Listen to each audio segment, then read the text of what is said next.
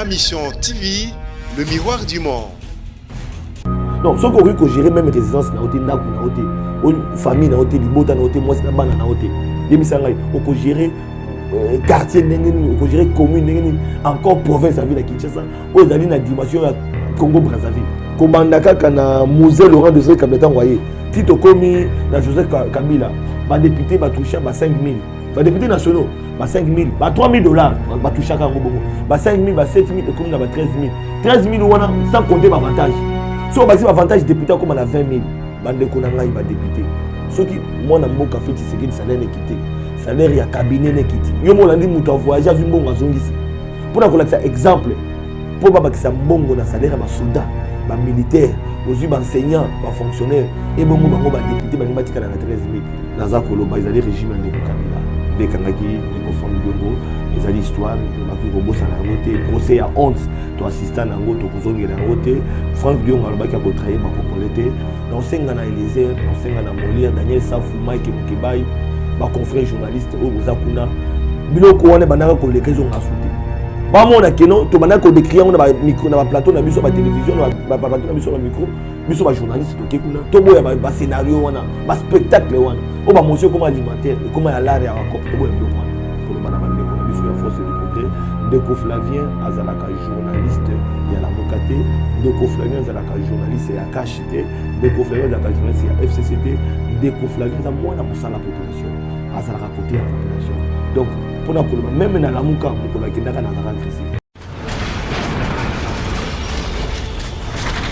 Ma mission TV, le miroir du monde.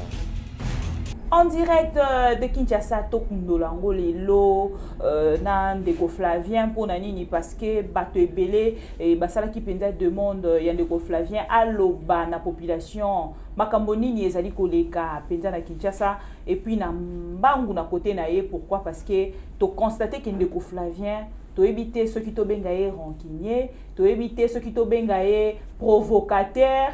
Au bandeko ebele il y a eu de pes batindeli biso ba message balobi Ndeko Flavien yo yebi position na yo kuna liboso ya eu de pes okendaki koluka nini. Alors na ba question wana akometaki ako répondre na kati ya Tokundolango lokola to ye tokundolela ye tokundolisa ye ndenge balobaka na lingala akoloba na micro et puis tokolekisa pe na ma mission TV.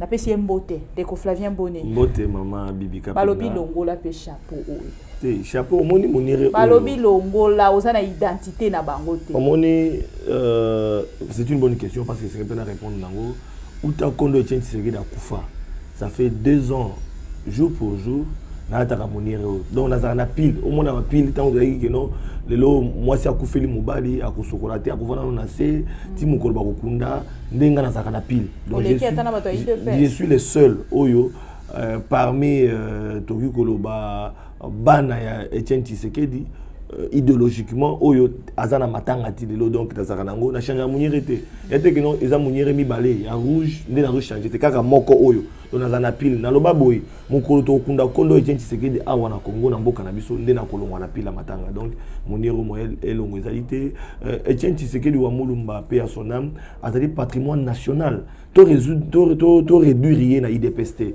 ezala même bandeko bazana majorité ba bakamba mboka lobi bango yoso baleka na école IDPST kamba marana base au contredire biso Ndeko Flavien IDPST est à partir base boyo papa IDPST est à partir à masse c'est vrai mais sengeli batubaye ba été Etienne Tshisekedi wa mulumba aza ko appartenir na IDPST yango mokote Etienne Tshisekedi wa mulumba aza ko appartenir na ba congolais nyoso tango kuto ebembe ko komona ba congolais ba kolela ezara ba to IDPST donc pona bande ko baza ko réduire Etienne Tshisekedi na niveau IDPST na kolba na bango ba mekembe ko fungola motema ba reconnaître que Etienne Tshisekedi wa mulumba azali patrimoine national père ya démocratie na Congo azali oyo alakisi ba congolais bitumba pacifique sans violence ya état de droit combat liberté combat banti valeur yango moningai na ndimela idéologie ya Etienne Tshisekedi en tant que mwana ya Franck Diongo azali disciple ya Etienne Tshisekedi et puis je crois na ba valeur Etienne Tshisekedi yango mona za ko appartenir na même combat parce que faki to kundola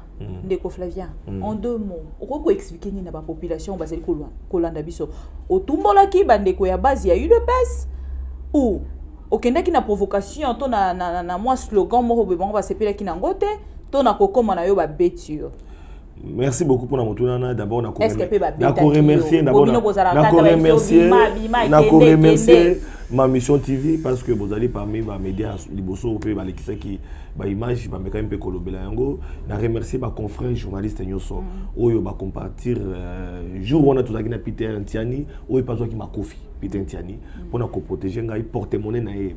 Il va qui ils ont une valeur à $220 na kati na bongo na kati mais et ça les maki bongo ba confrère musu ba qui sur place pour nous protéger donc c'est pour dire que ba mona qui image yango moko bozana yango bande ko bazomona qui ndeko Flavien a été tabassé par bande ko ya force du progrès ya IDPS baza ko reprocher ndeko Flavien ko appartenir na Lamuka. Donc journaliste à Lamuka oui ko sala nini et tout c'est ngeli ko beta yo et tout mais bon et c'est l'équipe ngana otuna ceux qui baza ko reprocher na yo aux alliés journalistes bongo na Lamuka esika ba agressa ki yo.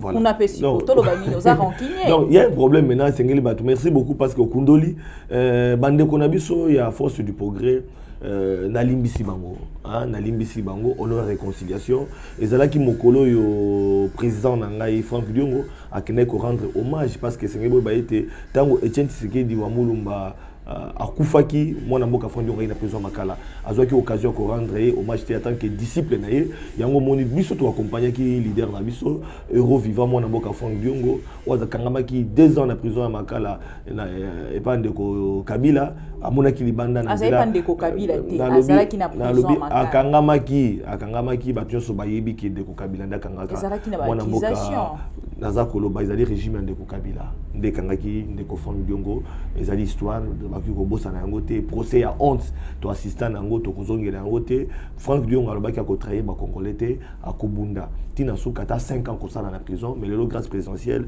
merci beaucoup na mwana mboka Félix Tshisekedi wa Mulumba oyo Félix Tshisekedi oyo président de la République a gracié qui parmi bato ba gracié qui mwana mboka Franck Diongo a gracié qui pour ba qui était mwana mboka Franck Diongo troisième position.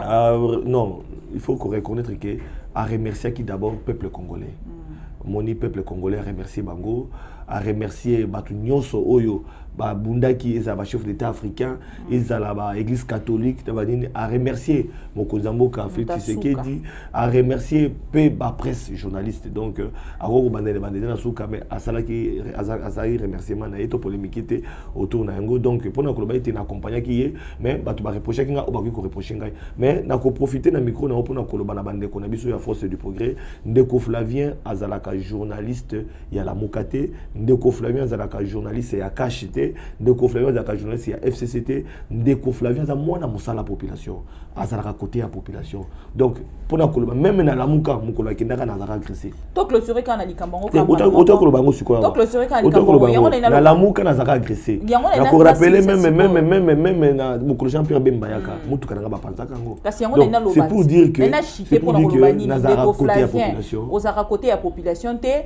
ozalaki na kati ya liste ba journaliste oh baliaka na majorité yango wana OK na Lamuka ba betio OK na MLC ba betio comme chauve-souris bon ceux qui ndeko Flavien azalaki journaliste ya majorité oapi bandeko babisanga j'ai passé 4 ans na télé 50 Jean-Marie Kassamba les log télé 50% na grève basengi na Félix Tshisekedi atala kana bango yango te soki esengo bakeno ndeko Flavien azali indépendant na mita susu wanabo ndeko Flavien de ka epa kizamina ndeko Flavien azakoleka lelo yo epa ya na CCTV ndeko Flavien lelo akobanda koleka na canal Kin télévision ndeko Flavien azali journaliste indépendant nazali na agence tanga to kundo appelle agence de voyage ndeko Flavien avec ndeko Flavien facilita bato visa Dubai Chine azali mamuna salaka ndeko Flavien pe en dehors yango azape na makamune après je suis indépendant donc indépendant baza ko reprocher na non il faut comprendre que maman Bibi Kapinga au moins la prise de position bande ko na biso nyonso tout tendance confondue bandi makaba son de cloche ba point de vue baninga ngana zalaka au milieu du village soki na yambi moto IDPS akoloba ako critiquer au moins bande ko ya majorité ba CPLT soki na yambi bande ko majorité ba ko critiquer au moins bande ko pe ya opposition ba CPLT soki na yambi bande ko société civile ba critiquer donc je suis là au centre yango mona romi le kwa ngembo mais population na za ko défendre donc na za ko défendre population va ça ko se reconnaître dans ndeko Flavien mais na otali chapitre wana ya force du progrès bande ko na il y a force du progrès na limbisi bino ba panzanga mutuka ba beta ngai zalaki volonté na bango na limbisi bango to tiana se au nom ya Kondo Etienne Tshisekedi o azali tata na biso o asangisi biso moko biso nyonso na komba moko to benga na mongunda azali occupation Congo to benga na banti valeur o zo sa ke ba fonctionnaire ba futa malamu te ba médecin ba futa malamu te ba police ba futa malamu te fonctionnaire azonga na dignité lelo yo ba médecin bazonga na dignité bana batanga kelasi malamu voilà combat oyo esengeli to bunda to sunga Félix Tshisekedi a réussi Paris. Merci beaucoup Ndeko Flavien Tokundoli yango. J'espère que bandeko nyonso o balandi biso de partout, bandeko ya UDPS, bandeko ya Lamuka, topé bandeko ya MLC, bakei quand même ko comprendre quelque chose. Mais nangaki karato suka wanate, il y a aussi l'actualité politique. Oh nangaki un peu to lobela, tokena un peu na makambo parce que bientôt tozana élection il y a ba gouverneur. Alors nangambo na yo yebisa biso si photo définir gouverneur moko na ba candidat oyo yo nyonso bazali tomoni bandeko tomoni ndeko Laurent Batumona ndeko Jekoko ya UDPS tomoni ndeko Deoka Songo aza indépendant tomoni ndeko Magloire tomoni ndeko Nerombungu ndeko Gentini Ngobila et na kati ya ba gouverneur wana ba candidat gouverneur wana bazana ba ebele baza o babengaka maboko pembete. Et tous les gens moto aza maboko pembe za ndeko Deoka Songo par exemple parce que il y a un indépendant a outi na makambo mosusu a koti na nem parce que ceux qui na bandeko yi de pes baza na ba accusation ba outi ko sala bango pas plus tard que quelques jours voilà na ba député provinciaux na bango alors na part na yo profil nini osali comme on appelle un ndeko oyo akoki ko zala en tête ya kokamba penda Kinshasa parce que l'un de ces 4 matins Maman Bibi Kapinga yo na ba question na yo eza mobulu ba question na yo eza vraiment na c'est parce que vous en mituna o intéressant ba congolais c'est vrai population ba se retrouver na mituna na yo élection ba gouverneur je crois le 10 avril toujours qu'il est déjà une élection ya ba gouverneur mais na ba candidat tangelingai pour un profil d'abord avant na bandolande la bango profil na ngai ya candidat o ko gérer ville Kinshasa faut za kino parce que tu as la province il y a Bandundu tu as la province à Congo central te faut la kino o ayebi réalité Kinshasa bana Kinshasa souffrance na bango za mai bana Kinshasa souffrance na bango ezali courant bana Kinshasa souffrance na bango balabala ezali te bana Kinshasa souffrance na bango ezali insécurité bakuluna bana Kinshasa souffrance na bango baza suna tante bao batutanga kelasi bako kutanga kelasi donc souffrance ba Congo ya bana Kinshasa essayer bani donc candidat gouverneur oyo akoki kozala gouverneur ya solo ya ville à Kinshasa oyo et les remplaçants valables de monsieur André Kimbuta voilà ayebi ba fait fond ya Kinshasa ayebi Kinsenso ndenge zalaka ayebi Changu ndenge zalaka ayebi soki aloba kene na matadi mayo kuna na kati ndenge zalaka ayebi ba commune ezate congolais oyo azavanda na Gombe tous on a besoin de candidats on a été on a besoin de oba ebi Kinshasa ya solo tous on a besoin ba oyo basi ba gérer province to boy au moins erreur tous on a Kinshasa Kimbuta a outini na makambo na e ba pesi ville Kinshasa pendant 12 ans tala ndenga bomi ville Kinshasa so OK na ngonde ngwana faut que na ndenga ba oba gérer province basi ba gérer ba expérience ba gérer pe malamu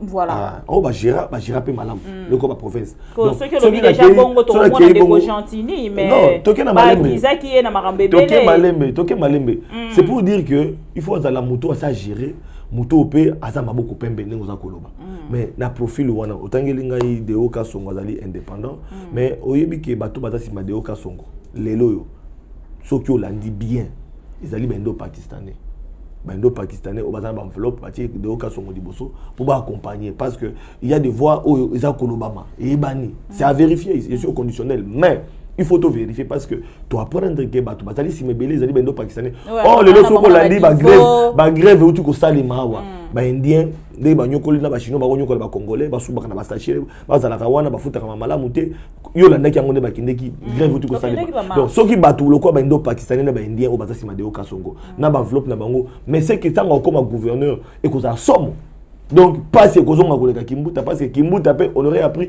ba enveloppe pe landa kai donc mais là c'est félicité qui me konzamboka tango bendo pakistanais wana ba ekoluka de Félix Tshisekedi azongisa enveloppe na bango donc voilà toke na Magloire Kabemba surtout kanisi Magloire Kabemba to kasaba mapasa bakufa ça pose problème jusqu'au jour d'aujourd'hui.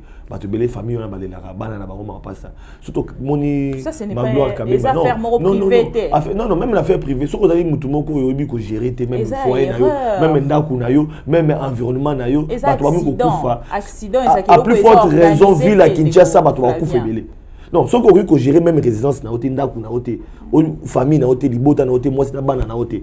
Yemisanga oko gérer quartier ndengeni, oko gérer commune ndengeni, encore province à ville à Kinshasa, aux ali na dimension ya Congo Brazzaville. Où vous voulez arriver? Congo Brazzaville et côté à Kinshasa. Congo Brazzaville. Donc c'est pour dire que non, ils ont moins passé na Magloire et puis tout le monde journal officiel là. Ah, pas reprocher pas. Pas peine oyebi ça. Au cas où passant qui go ça la passe totalis qu'on décoche. Bon, Laurent tout le monde na Jekoko Mulumba, je salue wana mutu nanga kati aibi neti to beta masolo et tout. Jekoko Mulumba, wana il kamba base. Ba traitement na base da bango nano parce que au moins force du progrès wana ba beta kinga. Bakangaki ba bureau, bapanzaki ba bureau, ba scellé ba bureau, ba pekisa bango ba nyata parce que ba députés provinciaux ba trahir bango. Donc bazana un problème bango interne na kota dikambo IDPST. Hein? Mais Jekoko Mulumba a de valeur. Mais parce que le problème interne on a dit voilà bango moko kuna ba résoudre ngo nano. Mais na o etali Gentini Ngobi. Même Jekoko par exemple a été démontré à cela qui Jekoko azali muto lingi développement Kingabo ils ont refléter une image de développement. Na accompagner Jekoko na ba pont ebelé na Kingabo. Na accompagner Jekoko na ba kambo ebelé ba maman maraîchère ya Bilanga. Na tala tokima na Kingabo na Elezer ayebi. Ozo kota zone boko kota te mais Jekoko à kota ba tracteur ba longola yango ozo mona site ma gardé par ba garde républicaine ozo mona ba moura okuti ba gumba moura okuti ba militaire ba béret rouge tout ça mais Jekoko a réussira quand même quoi ils apportent ba maman maraîcher ba retrouver non Jekoko buna pour la ville pour la Kingabo occupe pour gérer ville Kinshasa azana ba valeur mais dans le but bazana problème interne na IDPS il faudrait ba résoudre ngona mais na mususu tangi Gentini Bila Nerombungo fu mambanga moyo mwana Kinseso mwana Kinseso a revaloriser Kinseso a tirer bango école moko azobundela bango pona mai pona nini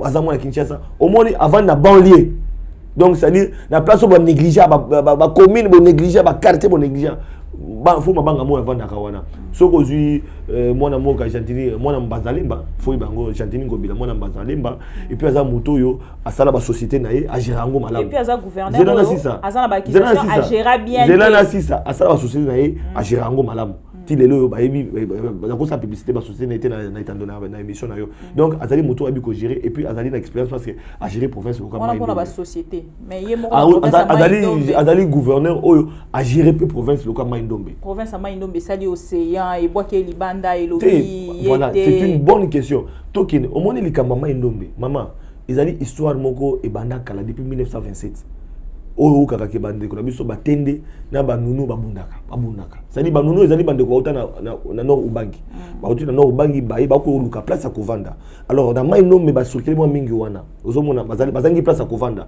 soki ba kota batende babundi so ba kota basengele babundi so ba donc c'est-à-dire depuis 1927 avant colonisation makambo wana c'est banda c'est-à-dire peuple wana ba luka place à kovanda na chef coutumier na bango alors ça pose problème à chaque fois place bazalaka yango moni même temps Gentini ko gérer province wana di kambo e sali maki kutu batu ko kufa et lelo ba traduire na justice Gentini Ngobila donc mais confunda mutu na justice et la justice mutu aza coupable parce que akosamba non casier judiciaire a mutu be bakata bazo condamner mutu mutu nyoso adang bazo funda azo journée na présomption d'innocence ceux qui va saluer ba interpeller déjà pour na kokende na la police non mais ba qui ko interpeller d'abord parce que azali gouverneur ya Maindombe hein en tant que responsable il y a Maindombe il faut pas interpeller mais et non pas comme commanditaire ya bato bakufi. Il y a un problème. Il a interpellé, Gentini c'est connu, il a interpellé parce que c'est la province. Il y a le col, la ville à Kinshasa. Au moins, ma mission TV. Ma mission TV a un problème, dans le service de sécurité, il y a une émission. Au sein de la journaliste, dans ma mission TV. Mais il y a un promoteur et un journal, il y a une émission. Bibi Kapinga, ou la justice, l'extérieur, Bibi Kapinga, à Salaki Lokona. Comme ça, on a une émission, je vais nommer comme Salaki. Mais en tant que responsable, donc Gentini a Bengami en tant que responsable. Il y a province mais azali commanditaire donc même c'est un faux dossier et puis par contre par rapport à la justice yo déjà faux dossier mais non il faut dans l'objet dans la rationnel Je l'ai dit pour Jeko Komulumba. C'est rationnel. Donc, Gentini, c'est Bengisi parce que vous allez responsable de la province. C'est tout à fait normal. Mais par exemple, Bengisi par rapport à la rumeur. Motif selon la rumeur, il y a un Bengisi. Mon dossier n'a rien à voir. Mais c'est quand même Azali Moto à gérer province. Azali Moto a une expérience. Ce pour n'a pas rejeté de volume, na ticket Gentini, na Nerombungu. Malgré l'acquisition, malgré que la population. La population, ok, qu'on gère province depuis 1927, maman dans ton beau comité. 1927.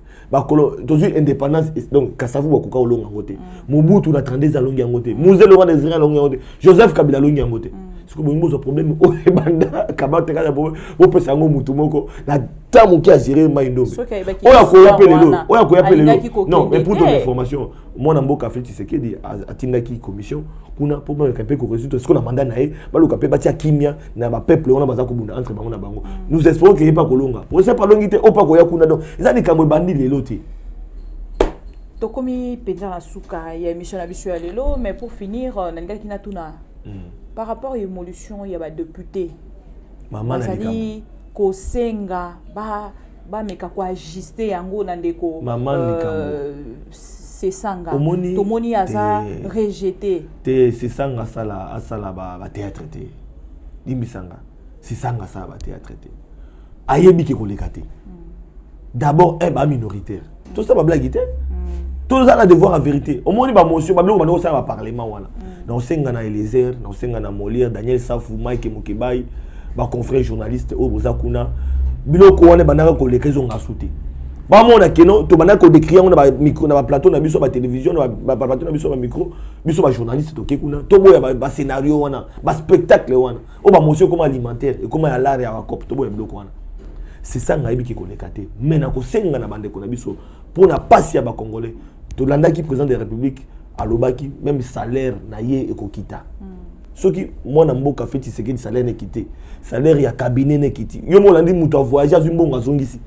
Pour na kolakisa exemple pour ba bakisa mbongo na salaire ba soldat, ba militaire, ozu ba enseignant, ba fonctionnaire et bongo bango ba député ba ngbatika na 13000. Maman, o sengelo ba été kobandaka kana Moselle Laurent Désiré Kabila ngoye.